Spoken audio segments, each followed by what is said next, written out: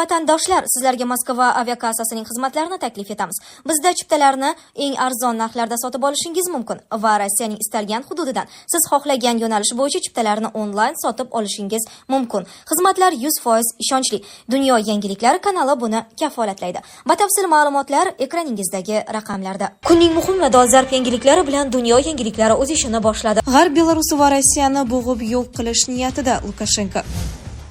Zelenskiy KXDR qo'shinlari Rossiyaga yuborilishi fonida G'arbni tanqid qilmoqda. Eron Milliy xavfsizlik kengashi Isroilga harbiy javobni ma'qulladi. Ukraina Rossiya bilan kelishuvga erishish uchun 3 ta imkoniyatni boy berdi. Lavrov. Saylovchilar AQSh tarixidagi eng yomon prezident tanloviga duch keldi. VP. Qo'shtepa kanali bo'yicha afg'on-o'zbek muzokaralarining 3-bosqichi Toshkentda o'tkaziladi. G'arb Belarus va Rossiyani bo'g'ib yo'q qilish niyatida Lukashenko. Belarus prezidenti Aleksandr Lukashenko g'arb siyosatchilarining Rossiya, Ukraina va qo'shni Yevropa davlatlariga Belarus hududi orqali hujum qilmoqchi degan so'zlarini ahmoqlik deb hisobladi. Uning fikricha, G'arb o'z oldiga Rossiya va Belarusni bo'g'ib yo'q qilish maqsadini qo'ygan. Biz vaziyatni keskinlashtirmayapmiz. Rossiya Belarus orqali Polsha, Litva, Latviya yoki Ukrainaga hujum qilmoqchi emas. Bu mutlaqo ahmoqlik, dedi Lukashenko. U Belarusdan hech kim qo'shni davlat hamda NATO bilan urushmasligiga ishontirgan. G'arb davlatlari bizni hamda Rossiyani bo'g'ib o'ldirishni o'z oldiga maqsad qilib qo'ygan. Bugun esa mana shu maqsad sari intilib, ular bizni nimanidir qoralash uchun sabab izlamoqda, deya qo'shimcha qilgan Belarus yetakchisi. Uning ta'kidlashicha, xorijliklar beqarorlik, xavfsizlik, tartib, mehribonlik va mehmondo'stlik diktaturasi hukmron bo'lgan Belarusga tashrif buyurishdan mamnun. Lukashenko shuningdek munosabatlarni qo'shnichilik asosida qurishga chaqirgan. Agar xohlamasangiz mayli, kerak emas, lekin biz sizni tark etsak, siz bizga qaytib kelmang. Belarus prezidenti avvalroq agar Polsha g'arbiy Ukrainani bosib olishga harakat qilsa, Minsk Kiyevni qo'llab-quvvatlashini aytgan edi. Lukashenko Varshava g'arbiy Belarus ustidan nazoratni qo'lga kiritmoqchi ekanini ta'kidlagan. U shuningdek Ukraina hukumatini aqlini yig'ib, yaqin odamlar birinchi navbatda belaruslar yordamida mamlakatni tiklashni boshlashga chaqirgan. Zelenskiy KXDR qo'shinlari Rossiyaga yuborilishi fonida G'arbni tanqid qilmoqda. Ukraina prezidenti Vladimir Zelenskiy Shimoliy Koreya qo'shinlari o'z mamlakatiga qarshi urushda qatnashish uchun Rossiyaga jo'natilayotgani haqidagi xabarlar fonida G'arbdagi hamkorlarni passivlikda tanqid qildi. Bu haqda u 1-noyabr kuni kechki video murojaatida so'z ochdi. Zelenskiyning so'zlariga ko'ra, Ukraina endi Rossiya Federatsiyasi o'z hududida KXDR askarlarini to'playotgan har bir joyni, barcha lagerlarni ko'radi.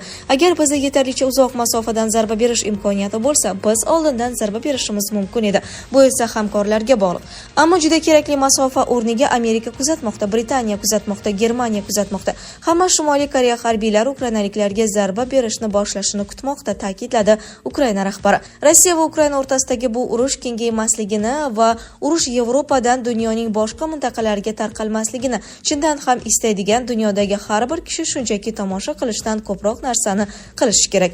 Biz harakat qilishimiz kerak. Urushning kuchayishi va kengayishiga yo'l qo'ymasligi haqidagi so'zlar, harakatlar bilan mos kelishi kerak, deb ta'kidladi Vladimir Zelenskiy. Eron Milliy xavfsizlik kengashi Isroilga harbiy javobni ma'qulladi. Eron Milliy xavfsizlik oliy kengashi Eron hududiga hujum qilgani uchun Isroilga harbiy javob berishga qaror qildi. Bu haqda Majlis Milliy xavfsizlik qo'mitasi a'zosi Ismoil Kasari xabar berdi.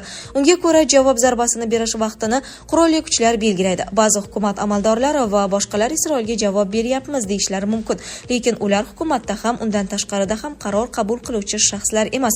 Chunki sionistik rejimga harbiy javob berish qarori allaqachon Milliy xavfsizlik oliy kengashi tomonidan qabul qilingan, dedi Kasari. Ukraina Rossiya bilan kelishuvga erishish uchun 3 ta imkoniyatni boy berdi. Lavrov. Ukraina Rossiya bilan kelishuvga erishish uchun 3 ta imkoniyatni boy berdi. Bu haqda Rossiya tashqi ishlar vaziri Sergey Lavrov ma'lum qildi.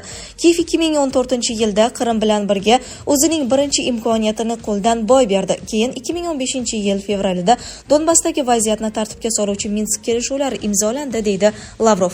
Uning so'zlariga ko'ra, 3-imkoniyat 2022-yil aprel oyidagi Istanbul kelishuvlari bo'lgan.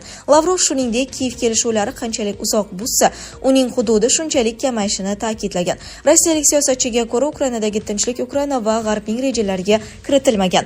Ayni damda tinchlik raqiblarimizning rejalariga kiritilmagan. Ukrainaning joriy yilning iyun oyida prezident Vladimir Putin tomonidan ilgari surilgan tinchlik tashabbusiga javobi Ukraina armiyasining Kursk viloyatiga bostirib kirishi va boshqa chegaradosh viloyatlardagi nishonlarga havo hujumlari bo'ldi. Washington va uning ittifoqchilari Kiyevni har tomonlama qo'llab-quvvatlamoqda va G'arbning uzoq masofali raketalardan Rossiyaga chuqur zarba berish uchun foydalanish imkoniyatlarini muhokama qilmoqda, dedi Zip. Saylovchilar AQSh tarixidagi eng yomon prezident tanloviga duch keldi. VP AQSh saylovchilari mamlakat tarixidagi eng yomon prezident tanlovi oldida qoldi. Bu haqda Washington Post nashri sharhlovchisi George Will ma'lum qildi. Avvalgi prezident saylovlarining aksariyati o'rtamiyona, ba'zi hollarda esa qalloblar tanlovi bo'lgan. Ammo bu yilgi tanlov ularning ichida eng yomoni deb yozadi Will. U AQShning Respublikachilar partiyasi nomzodi Donald Trampni xayol va isterikalar vulqoni sifatida tasvirlagan. Uning raqibi mamlakat vitse-prezidenti Harrisni esa plastilin deb atagan. Shuning uchun Harrisning kuratorlari uni jamoatchilik bilan maktab, gazetalardagi intervyulardan murakkabroq muloqotlardan asrab kelayotgani uchun ayblash kerak emas, deya istehzoli tarzda yozadi Will. Shuningdek, u Tramp va Harrisning bir qator masalalarga nisbatan yondashuvlardagi farqni ta'kidlab, ularning hech biri yaxshi emasligini aytgan. Sharhlovchi ularni tanqid qilarkan noaniqlikning turli uslublari haqida so'z ochdi. Unga ko'ra, Tramp ko'p narsani oshkor qilmaydi, Harris esa ortiqcha so'zlaydi. Willga ko'ra, ikkala nomzod ham omadsiz vitse-prezident nomzodlarini tanlagan. Demokratlar partiyasi nomzodi Tim Walz Willning ta'rifiga ko'ra tentak roliga mos keladi. Respublikachilar nomzodi Jamie David Vance esa qo'rqinchli ertaklar so'zlaydi. Qo'shtepa kanali bo'yicha afg'on-o'zbek muzokaralarining 3-bosqichi Toshkentda o'tkaziladi. O'zbekistonning Afg'oniston bo'yicha maxsus vakili Ismatullo Ergashevning ma'lum qilishicha, Toshkent va Qobul birgalikda Afg'onistondagi Qo'shtepa kanali qurilishi bilan bog'liq masalalarni hal etish bo'yicha komissiya tuzgan. Ergashevning so'zlariga ko'ra, Afg'oniston va O'zbekiston delegatsiyalarining 3-qo'shma uchrashuvi yaqin kunlarda Toshkentda o'tkazilishi rejalashtirilgan. Uchrashuv avvalgi muhokamalarga asoslanadi va loyihaning oldinga siljish jarayonida ikkala davlat ham o'z manfaatlari ta'minlanishiga harakat qiladi. Bu haqda Tolo News xabar berdi. Ismatullo Ergashev Afg'oniston Amudaryo suvidan foydalanish huquqiga ega ekanligini va bu resursdan kelishilgan taqsimot asosida foydalanish kerakligini ta'kidlagan. Afg'oniston va afg'on xalqi birinchi navbatda Amudaryo suvidan foydalanish huquqiga ega ekanligini ta'kidlash lozim. Bu borada hech qanday muammo yoki kelishmovchilik yo'q. Asosiy savol Amudaryodan qancha suv olish kerakligi. Bu yerda Amudaryoning suv resurslaridan foydalanayotgan barcha davlatlarning manfaatlarini hisobga olish kerak. Uchinchi masala, Amudaryodagi suv sathi har yil o'zgarib turadi. Demak, suv sathi bir yil ko'tarilib, bir yil tushib ketishi mumkin, dedi u.